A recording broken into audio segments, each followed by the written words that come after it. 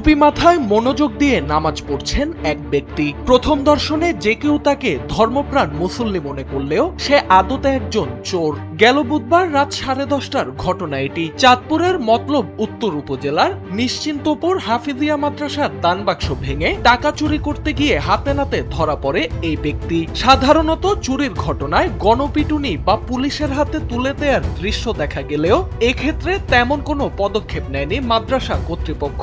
বরং পরম মমতায় তাকে অজু করিয়ে দাঁড় করিয়ে দেয়া হয় জায়নামাজে। আল্লাহর ঘরে চুরি করার অপরাধে লজ্জিত চোর নিজেও অঝরে কেঁদে নিজের ভুল স্বীকার করেন। এরপর ভবিষ্যতে আর কখনোই এমন কাজ করবেন না মর্মে অঙ্গীকার দিলে তাকে মুক্তি দেয়া হয়।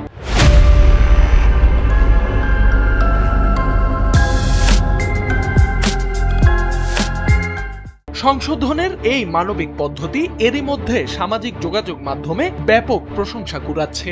নেটিজেনরা বলছেন, ঘৃণায় নয় ভালোবাসায় সমাজ পরিবর্তনের এক অনন্য দৃষ্টান্ত এটি। মাদ্রাসার ইমাম হোসেন মোস্তাফি এনপিবিকে জানান, আমরা মনে করি শাস্তির চেয়ে সংশোধনই বড় বিষয়। তাই তাকে শারীরিক শাস্তি না দিয়ে আল্লাহর পথে ফেরানোর চেষ্টা করেছি। সে নিজের ভুল স্বীকার করেছে এবং কখনো চুরি করবে না বলে প্রতিশ্রুতি দিয়েছে।